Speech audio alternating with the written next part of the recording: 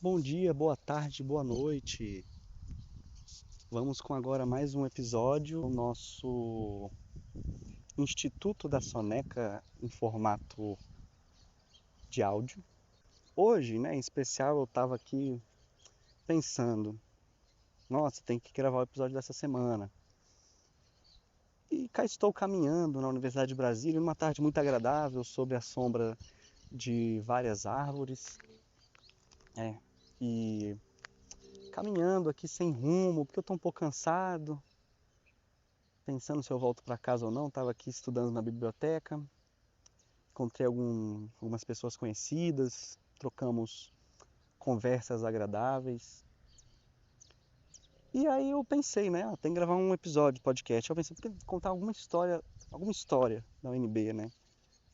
E eu fiquei pensando, que história eu vou contar? Que histórias teria eu para contar aqui sobre a UNB?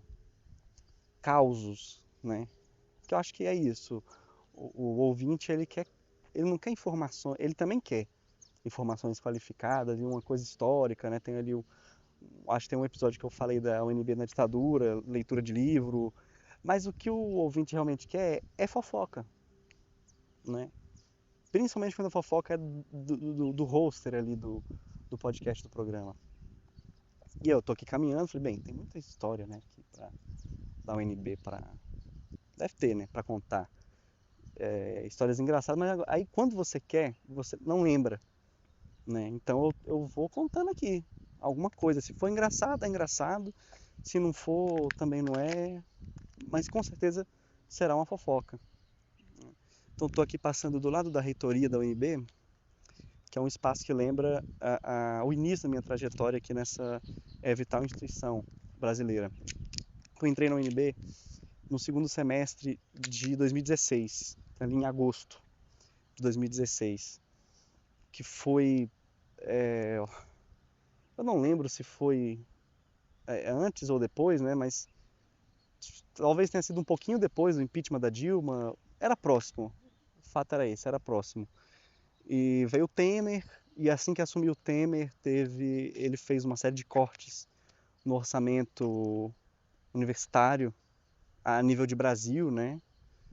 Começou a implementar um monte de reforma da administração, reforma da Previdência, ensino médio, a PEC dos 55, né? A PEC dos 20 anos, que é o teto de gastos, que hoje é chamado de arcabouço fiscal, assim, né? Trocando em miúdos.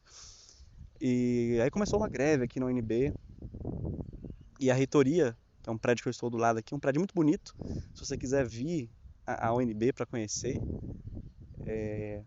como um parque, né? Porque a UNB parece um parque, assim, um campus universitário grande, arborizado, é um parque mesmo. Então, se você quer vir aqui, fazer uma caminhada, fazer um piquenique, pode vir. Só é um lugar longe pra caramba, né? Isso é a parte chata. Mas é possível, assim, vou fazer um piquenique aqui. Então tem umas graminha aqui, uns banquinhos e tal. E em 2016, quando eu entrei, teve essa greve e o prédio da reitoria foi ocupado até que, para forçar o reitor, da época era reitor, eu não lembro, acho que era reitor, na época era reitor. E era também ano de eleição de reitor na UNB, mas para forçar ali com que o reitor adotasse medidas mais enérgicas, né, para defender o orçamento universitário e tudo. E a gente ocupou aqui a reitoria, que eu acho que foi a minha primeira aula assim de manifestação e tudo, né? Então a gente veio caminhando até a reitoria, é, levamos canetões, tinta, cartazes para fazer cartazes e colocar pela universidade e tudo. E um grupo de amigos meus colou um cartaz na porta aqui da universidade que se tornou uma das fotos mais famosas em nível de circulação aí, né? De circulação midiática sobre aquela época. E foi um momento interessante, né?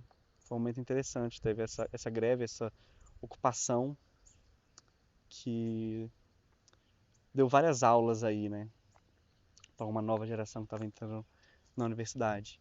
Em 2018 teve outra greve que também a reitoria foi ocupada.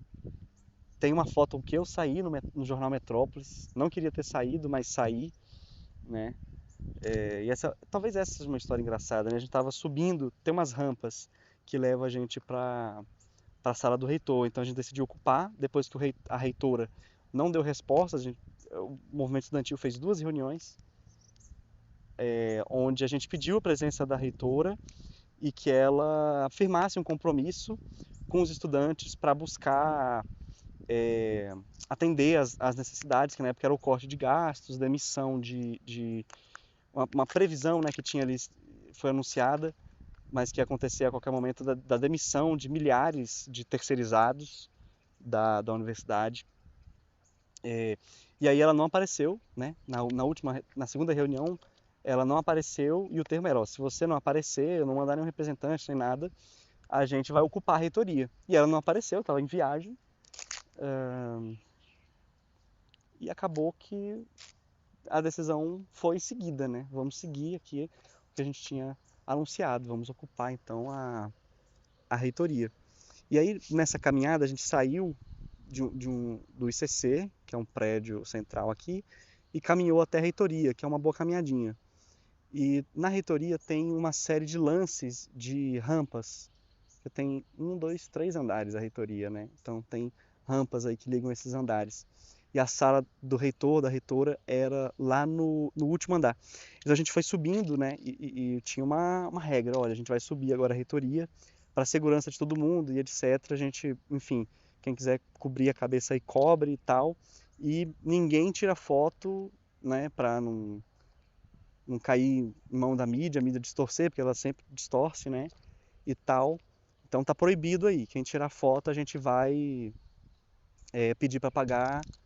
Beleza, beleza, todo mundo concordou, né? Isso foi dito assim, coletivamente no microfone, dando as instruções: a gente vai caminhar, vai ser assim, vai ser assado.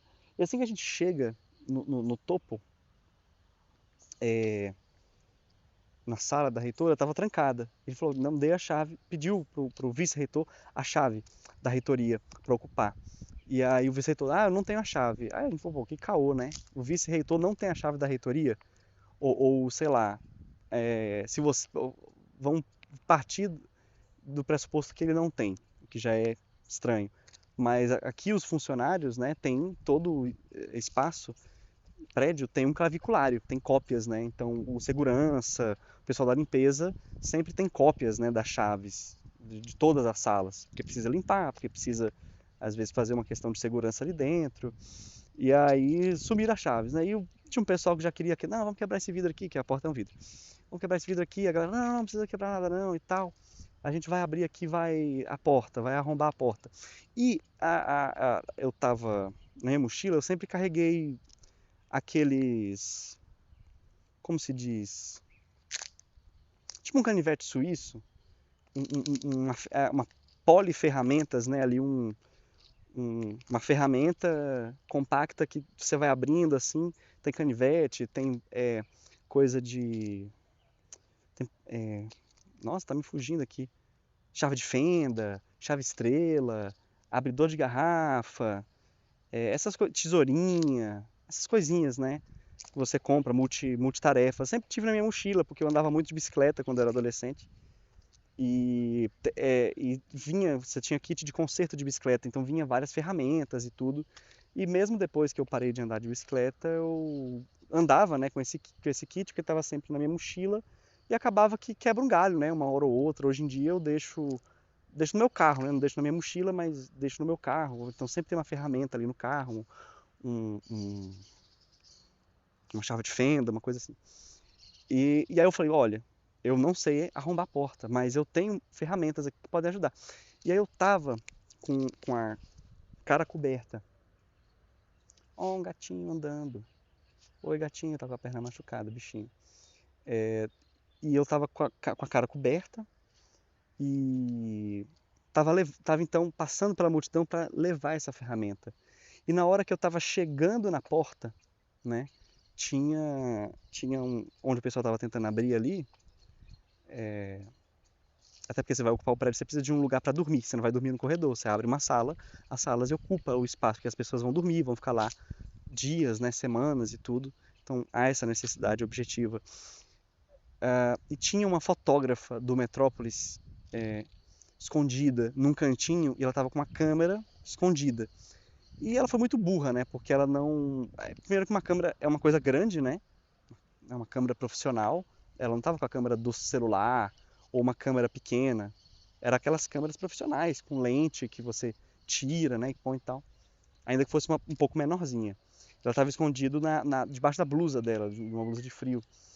E estava escondida lá. E aí na hora que eu estava chegando para entregar, a minha.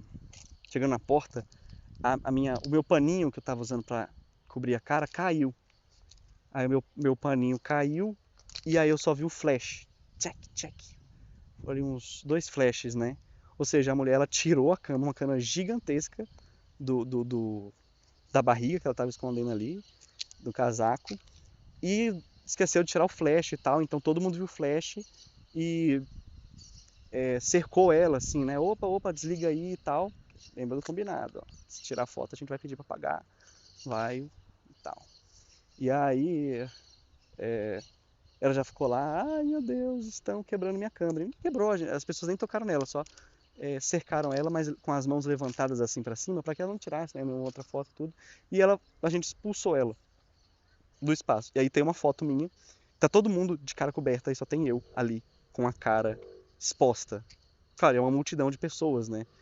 Se você prestar atenção, se você não prestar atenção ali, passa talvez despercebido. Mas eu tava levando aí a ferramenta para não precisar quebrar a porta, porque tinha um pessoal, sempre tem, né? O pessoal que quer fazer as coisas mais no que dá na telha e eu não sei depois o que aconteceu, eu não lembro. Acho que abriram a porta, né? Eu entreguei lá a ferramenta, o pessoal usou e acho que abriram a porta. Acho que alguém quebrou também um vidro do lado e entrou, mas depois com a minha ferramenta ajudou e abriu a porta. Isso é uma história, né? Definitivamente uma das histórias. Também aqui na reitoria tem tem tem um stencil de, de, de, de tinta, né? Não uma pichação, né? É um stencil, né? Que tem as formas das letras formando uma frase e você gruda, né?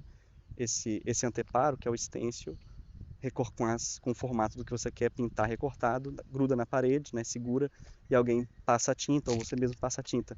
E tem um que está aqui na reitoria que foi um stencil que eu fiz há muito tempo. Quando eu entrei no UNB, eu lembro que vou fazer poesia urbana e tal. E aí eu fazia com um amigo meu, às vezes eu fazia os stencils, né? E, e dava para ele. E aí, eventualmente, ele pegava esses stencils, me devolvia ou não. E alguns eu tenho até hoje o stencil comigo, né? Outros ficou com ele. E ele saía pichando, né? Pintando nas paredes, em parada de ônibus e tal. E aí tem um deles que ficou aqui na reitoria, que é ter ou não ser. É uma brincadeirinha aí com ser ou não ser, né? Só que eu coloquei ali o ter ou não ser. E fica aberto, né? A interpretação. Você interpreta como você quiser, né? O negócio tá ali. É uma arte urbana. Eu já não faço mais isso, né? Porque eu não sou artista. Mas teve um momento na minha cabeça que eu achei que poderia ser, né?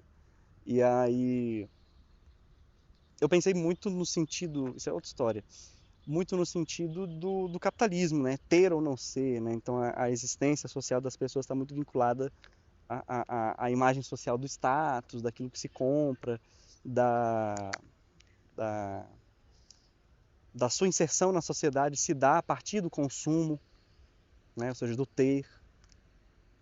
Enfim, eu pensei nesse sentido. Claro que você coloca aí, a galera vai viajar, vai ter outras ideias, e são válidas, né? E tudo. Só que eu achei muito engraçado, teve uma vez que uma amiga minha, ela tinha Twitter, eu não tenho Twitter, nunca tive. Ou melhor, tem uma conta, mas nunca usei. E ela seguia pessoas, né? E aí uma menina, que eu desconheço, uma pessoa completamente anônima para mim, ela tirou uma foto dessa pintura, né? Dessa pichação em algum lugar aqui da UNB, que tinha em vários lugares. O único que sobrou tá aqui na reitoria. Esse meu amigo que eu fazia os stencils, né? E ele saía por aí colocando. Ele tinha mais coragem e era mais habilidoso em pintar e sair pintando por aí. Mas os stencils eu recortava bonitinho, aquela coisa ali bem com estilete, né? Uma coisa bem artesanal. Desenhava as letrinhas, o desenhozinho e tal. Beleza. E essa amiga minha no Twitter, ela viu uma menina aleatória que tirou foto de um desses stencils, escrito, né, ter ou não ser, e ela começou ali a viajar, né, na ideia ali da poesia urbana, só que ela achou ruim a minha proposta ali, que ela foi para outro canto, que eu coloquei ter ou não ser, e ela já começou assim, não, por que não ter e ser? Eu não posso ter e ser? Aí ela entrou numa lombra existencial, eu nem lembro o que era, só sei que ela estava criticando, ela estava achando ruim, né? E essa minha amiga me mostrou, ó, aqui, eu sei que você não tem Twitter, então vou mandar aqui os prints, né, da menina aqui, super criticando, falando mal do negócio, que eu sei que foi você que fez o stencil e tal, que eu tinha avisado para ela. E foi isso, foi definitivamente uma outra, né, uma das histórias já vividas. E a menina viajou muito, assim. Eu falei, nossa, ela tá indo por um lado, meio, assim, ainda que tenha várias interpretações possíveis, né, e as pessoas têm a liberdade, o artista joga a sua proposta aí, a pessoa vai interpretar de várias maneiras e além da proposta de quem pensou aquilo, né, do autor, da autora. E é válido. Só que a menina, ela tava fazendo uns malabarismos, assim, de pensamento tão grande que eu acho que tava errado, assim, sabe? Tava muito. Porque ela poderia seguir. A linha de argumentação dela não estava muito boa. Eu não lembro muito bem o que era, mas eu lembro que eu achei muito engraçado na época. Então isso é uma outra história, né? Uma história da época que eu era muito influenciado ali pelo meu professor de arte do ensino médio ainda. E aí ele me fez crer que ser artista era muito mais fácil do que realmente é. E eu queria ser assim, não sei o que, fazer umas artes e tal. Mas uma ilusão, ilusões. Ser artista é difícil pra caralho. E exige muito mais acúmulo conceitual e técnico do que jamais sonharia eu. Mas enfim, são histórias aí da UNB. Deixa eu ver quanto tempo. Temos 18 minutos. Provavelmente o áudio desse episódio vai ficar bem capenga, né? Porque eu tô andando, não tô com o microfonezinho e tem vento, né, que bate, então essa parte técnica vai ficar desejando aí, vai se perder. Eu tô tentando pensar, que eu tô olhando, né, para os espaços, tô lembrando de histórias, mas eu queria lembrar alguma história engraçada, alguma coisa assim, clown, né? Mas não tô lembrando. E tem muita história engraçada, com certeza, né? Talvez algumas demandem mais tempo para e contexto. O podcast vai ficar com um corte agora, porque tocou um alarme aqui no meu celular e parou a gravação. Aí eu vou ter que dar um corte aí. Mas é isso, eu acho que tem muitas histórias aí que eu posso me esforçar para lembrar. Se você gostou aí de histórias aí, dessas que eu contei, deixa um recadinho aí, conta mais história da época da faculdade, tudo. Tem muita história louca, né? Tem assim histórias que uma só dá um episódio inteiro. Eu queria pensar aqui em coisas rápidas, coisas anedóticas, que daria para contar rápido, mas eu contei aí um pouquinho, já deu 18 minutos. É isso. Acho que tá bom, né, o episódio de hoje. Então, é bom fazer uns episódios curtos, porque o podcast já não tem muita qualidade. Então tem que ser curto o episódio, né, eu acho.